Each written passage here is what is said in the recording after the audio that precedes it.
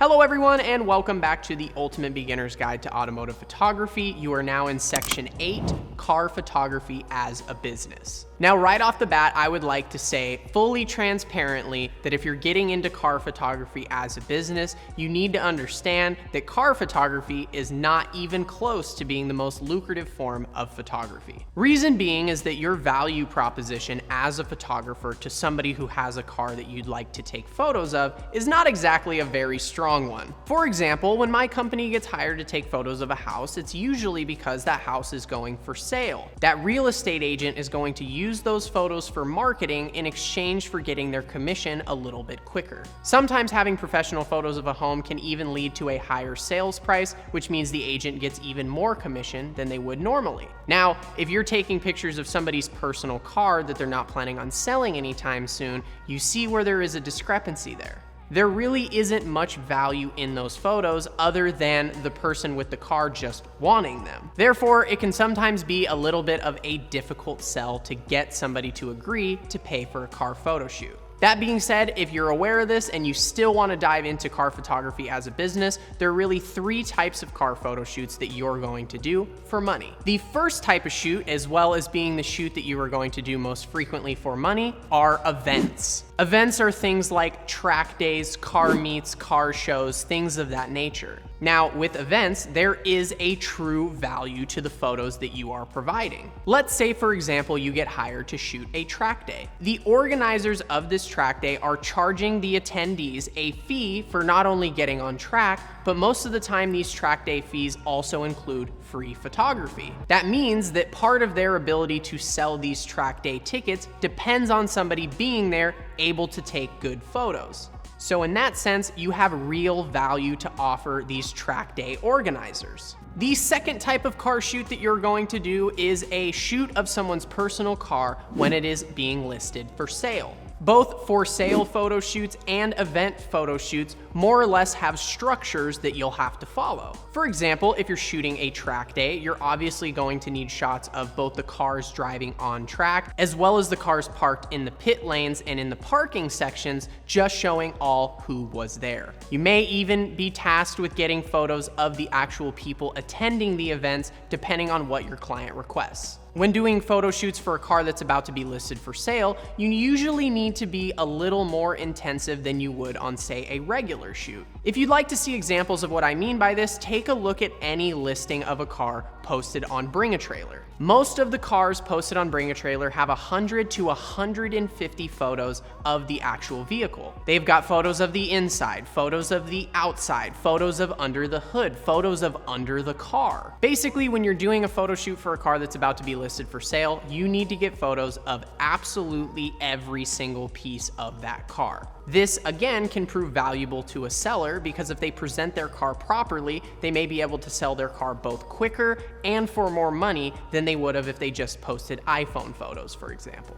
And the last type of photo shoot that you would be doing is some kind of personal shoot. You're just taking a picture of somebody's car because they appreciate the car and they'd like photos of it. Now, don't get me wrong, there are lots of people around like this, but building a business around selling a product that's really only benefit is just that somebody likes it is very, very difficult. It's definitely still possible, but if you want to consistently be a profitable photographer, you're most likely going to have to take on a lot of events as well as shoot cars that are being listed for sale. So now that you're aware of the 3 different types of car photo shoots that you're going to potentially be doing, now you'll need to know, how much do I charge for my photo shoots and can I do free photo shoots? Now, I have been all over the place throughout my career as far as pricing is concerned, but now that I have a legitimate established business, I'm a lot more specific on how I charge clients for my work. What I do and what I would recommend you doing is just break everything down to an hourly rate. When coming up with your hourly rate, there's a couple different things to keep in mind. One of the biggest, though, that I really think you should take to heart is pay attention to how much people in specialized industries normally get paid for this type of work. what you'll notice is that most industry professionals have hourly rates anywhere between $100 and $150 an hour. Obviously, you can get into more premium territory where people are charging between $200 and $1,000 an hour, but for the most part, service industry professionals get paid between $100 to $150 an hour for their own work. If you need examples of this, look at shop rates for mechanics, hourly rates for plumbers, or any other type of contractor that you would hire that's going to charge you by the hour. Now, obviously, if you're still getting started and you have a lot to learn, you can't charge as much as people who have fully established businesses. That's obvious. However, I don't want you guys selling yourselves short either. The amount of information that you've received in this guide, if you're actually able to apply it properly, you've got a legitimate set of skills that most people just don't have. Think about it. Most people have a cell phone with amazing cameras right in their pockets, and they have no idea what composition is, no idea what white balance is, and they sure as heck could not adjust any manual settings on their own. So with that being said, even if you were a beginner, if you've gotten through this course and you understand the information, I do not want you to be giving yourself a minimum wage rate. At the very, very least, I would give yourself a rate of $30 an hour just starting out. This means if you show up to take photos of somebody's car for an hour and you edit maybe 20 to 30 photos that takes you about an hour to 2 hours, that means the photo shoot is gonna range between $60 and $90. Now, some of you more experienced photographers might get really offended by that number, but again, you have to put things into perspective. If somebody just picked up a camera 1 to 2 months ago, naturally their photo shoots are going to be less expensive than somebody who's been shooting for 5 years, who's been able to collect gear and experience in that time. Keep those things in mind though about both experience and time. The more time you spend taking photos, editing photos, learning from your mistakes, and getting better gear, you are improving. Therefore, your hourly rate should increase. Listen, I really wish that there was just some concrete hourly rate figure that I could give you guys that makes sense to everybody around the world. The fact of the matter is that this is real life and every market is going to be a little bit different. For example, where I'm from in Southern California, there are not only a ton of cars, but there are also tons of people, which naturally means there's going to be more car photographers to go around. This makes it extremely difficult to charge large amounts of money for car photos simply because there are lots of cheaper options around the market. However, if you live somewhere where the population is relatively small, you kind of have the idea of supply and demand at your advantage. Someone in a lower populated area might be able to charge more money simply because there aren't as many other car photographer alternatives out there for your clients to choose from. But if you live in a highly populated area, don't get discouraged. This does mean that things are a little bit harder for you, but ultimately as you rise to the level of becoming a professional, your work will allow you to stand out from all of that other competition, and you will naturally still find paid jobs to do. Now, let's say that you don't have any interest in charging, or maybe you just don't have the courage to do it yet. Can you do free shoots, or should you do free shoots? My answer here is that it depends entirely on who your client is. For example, if your local track is having a track day and you know they don't have a photographer, so you show up to get photos for them, never asking for payment, they may see you as an asset that they'd like to hire you for future events. In that case, if you're going into a photo shoot doing it for free with the intention of doing more business later because of it, in that case, I think doing free shoots is an excellent strategy. Just be really careful with who you're giving your time to. If you're going around doing personal car shoots for free, like I mentioned before, that market is a lot harder to tap into because of the whole value proposition situation. So doing free shoots in that regard doesn't have much upside, versus doing a free shoot for a track organizer or maybe even a dealership, for example, does have obvious upside if things go your way. So in summary, yes, I think it's okay to do free shoots in certain situations. Just make sure the people that you're doing the free shoots for have the ability to offer you better opportunities in the future. It's not always going to work out in your favor, but at the end of the day, this is business. That's just how things are. Now, let's say somebody hits you up, they want a free shoot, and their excuse to you is that because they have a lot of followers, that's why they should be given photos for free. Now, 90% of the people that are going to tell you this are definitely blowing smoke up your butt. So the easiest way to shut that down would be to simply ask them to see the statistics showing how many link clicks that they get per post that they make. Essentially, you're asking them for concrete proof showing that there is a direct conversion from people who see posts on that person's page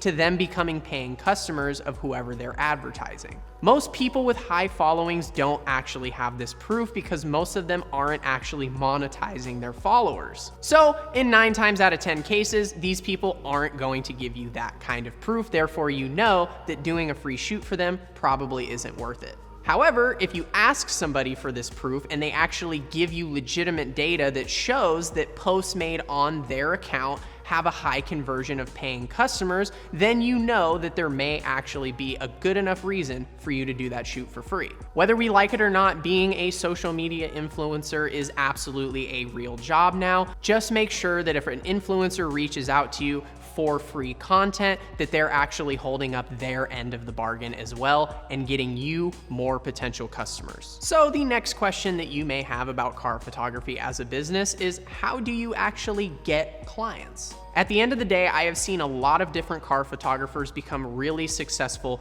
in very different ways. But ultimately, what everything boils down to, especially with car photography, is just networking. If you want to put yourself in a situation where you're taking pictures of cars all the time, you need to go out and meet people who drive cars that you like. This means that you should be going to car meets, track days, car shows, any car-related event in your area that you can think of. At a simple event like a parking lot car show, you can go around, get photos that you were already gonna get, find the Instagram handles of those that you got photos of, and send them the pictures through direct messages. Now, most of the time, the people are just going to thank you and you'll never hear from them again, but some people will actually offer to pay you for the photos that you've already given them out of a sign of respect. Furthermore, though, they may keep you in mind for when they actually would like to get a photo shoot done. If it's a personal car shoot, lots of people wait on getting new wheels, getting new wrap, getting new suspension, or just getting new car parts in general before they're ready for a photo shoot. So if you catch them at a car meet before those parts arrive and you get photos of them that they like, they may just ask you to do the reveal photo shoot of whatever new car part they're getting. Going to car meets is also another great way to just learn about other events that are going on in the area. You can meet people at these car meets that might tell you about upcoming track days, another opportunity where you could potentially show up, do a little bit of free work that leads to more business opportunities. Listen, I'm not gonna lie to you, car photography as a business is extremely difficult and it takes a really long time for you to settle into a groove. With that being said though, that's true of basically any business there is. You're going to have to go through the motions of making mistakes so that you know not to do those in the future, and eventually all of that information of you knowing what mistakes not to make will lead you into being a better photographer. The better photographer you are, the easier it'll be to sell people on your services when you approach them. The great news about social media being as big as it is that it has never been easier to reach tons of people very quickly. The fact that you have the ability to go to a car meet, take photos of cars, and find every single person that you took photos of and contact them is absolutely amazing. That would have taken so much work before cell phones and social media became what they are today. So take advantage of those opportunities. If you see someone's Instagram handle on their car, take a photo of it or save it in your notes so you know to start a conversation with them later. The more car people that you can start conversations with and become friends with, the more likely that people are going to refer you for future car photography related jobs. Now, if you're looking for more of a consistent gig as far as car photography is concerned, I would definitely recommend reaching out to local car dealerships. As social media continues to expand, more and more dealerships are hiring people on at an hourly rate to either take photos of their inventory or make social media videos for them. This could be a great way to get yourself a consistent part or even full-time job related around car photography. This may seem a bit far-fetched nowadays, but I promise you in 3 to 5 years,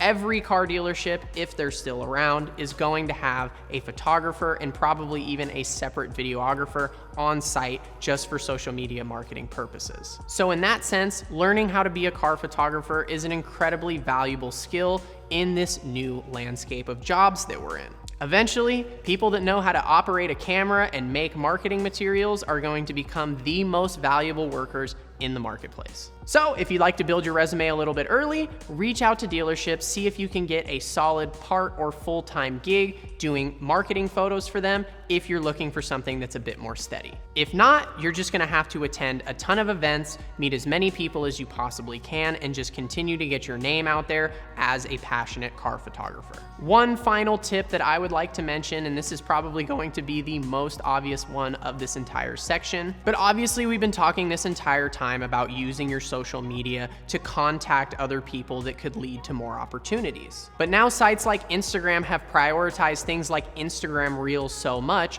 that almost every single account has the ability to reach tens of thousands of people or even hundreds of thousands of people just with one very simple video. So with that being said, I would always recommend, if you're at a car meet or you're at a private shoot doing anything car related, always grab video content from your phone and try to make some reels with it. At the end of the day, you never know. If you put together a 10-second video that gets 15,000 views, you may only get 10 out of those 15,000 people to reach out to you for a photo shoot, but that's 10 photo shoots that you didn't have beforehand, not to mention you didn't even pay for the video. You didn't pay to promote it, you didn't pay to post it, and you didn't pay to get it made because you were the one who put it together. So, long story short, if you're gonna be using Instagram a lot to market with people and network with people, I would highly recommend trying to make as many Instagram Reels and TikTok videos as you possibly can to expand your reach without having to pay for promotion. You can obviously pay for promotion too, but keep in mind,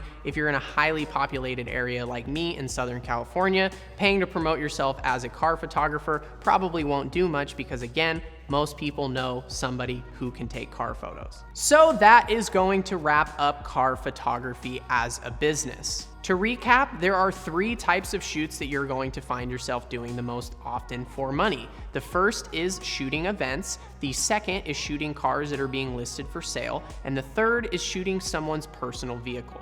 As far as pricing your services, I'm always going to recommend that you break things down into an hourly rate. If you don't know how long certain jobs are going to take you, do a few practice photo shoots on your own car or someone you know's car to get an idea of how long it's gonna take to edit and shoot a set. As far as actually coming up with the hourly rate, take a look at what service industry professionals in your area are making and make a deduction from there based on your skill level as to what you should be charging. If you're looking to get new clients, the best way to go about that is going to events, taking pictures of people's cars for free, and then sending them the photos after the fact to get your name fresh in their mind. I would like to highlight that events are the best place to do this because you're going to see multiple cars in one area. So as opposed to doing one solo photo shoot for free, where you're only giving photos to one person, if you go to an event and take photos of multiple cars, you're expanding your chances at one of them potentially handing you a paying opportunity in the future. And if you're looking for a little more of steady work as a car photographer, because of the changing landscape with social media, I would recommend that you go out, reach out to dealerships, and see if they have a need for somebody to either take photos of their inventory or maybe even handle their social media for them. Now, before we conclude this section, I would like to share one final tip with you, and it's actually an app. Now, first and foremost, I'm not affiliated with this company. I don't receive commissions if you guys decide to download the app. This is just something that I use in my everyday life that makes my job a lot easier. The app I'm referring to is called Appointments by Square. Essentially what this is an invoicing app as well as a scheduling app. So not only can you mark your appointments on your calendar, but you can also tag which services those people are going to be selecting for that appointment, and then it allows you to immediately invoice them via email once the job is done. This obviously adds a nice professional touch to your work as you're sending official invoices with an actual logo on them to your clients. They can actually pay the invoices through the email too, so that's really cool. The biggest benefit, however, is that it tracks your income. Now listen, even if you're just a beginner and you don't think you're gonna make that much money right off the bat, over the course of the year, you are probably gonna collect more than you think you will. And if you're collecting money doing anything, the IRS is going to want their cut. So having an app that tells you exactly how much money you've made throughout the entire year through your photography business is going to make it a lot easier for you when it comes time to do your taxes. If you simply decide to not report your income and not do your taxes, I promise you, the consequences may not show up right away, but they will show up eventually, and it's not gonna be fun. So if you wanna keep those headaches out of your life, I would recommend getting the Appointments by Square app. So that is going to conclude section 8. I hope you guys absorbed everything in this section just like you did with the rest of them. And with that being said, let's move on to the final section, my final thoughts, and the instructions on how to use the Adobe Lightroom Preset Pack.